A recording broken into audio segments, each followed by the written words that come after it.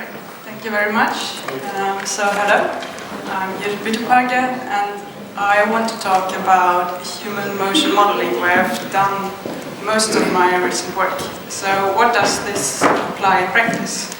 It works like this, that you observe, or with a camera, a human moving around in like 3D space. So you just observe the joints of this human, and you want to predict what the human is going to do next, which in practice for humans, it's very easy, right? If you know that I will type something here, you exactly can predict the movement that I will do in order to reach the keyboard. But for a machine, without any background information, this is extremely hard.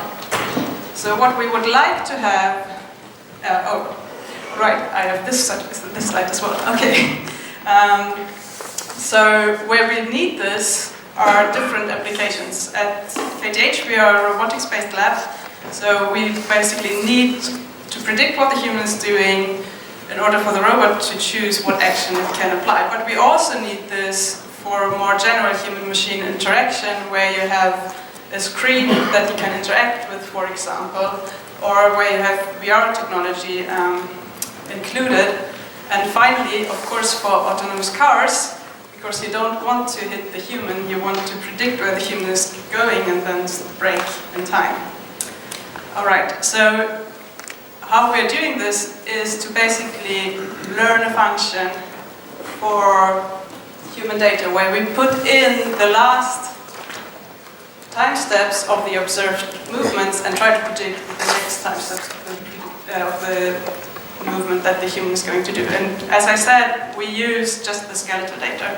The way that we do this is to basically create a window of the last time steps that the human moved, like this movement maybe, and then we try to predict the whole next window of the following movement. For this we use deep learning, where we, instead of using a recurrent neural network, use a encoding-decoding structure, so that we force the network to learn the underlying dynamics of human motion.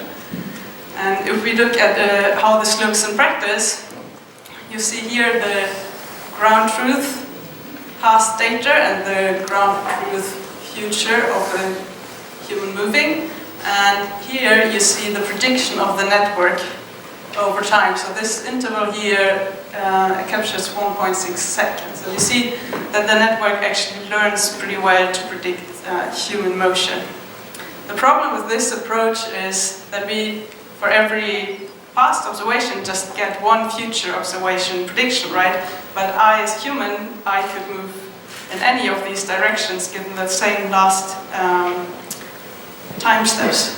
So what we instead do now is to build a generative model where we create a prior on the middle layers of our neural network, which has the shape of a distribution. So now, if we feed in the past movements of the human, we get the whole distribution out in this middle layer from which we can sample and can create different kinds of movements. The results of this method look like this, where we feed in this motion pattern here, and we can sample different future movements that are still coherent with the past observations, but are very different here in the future.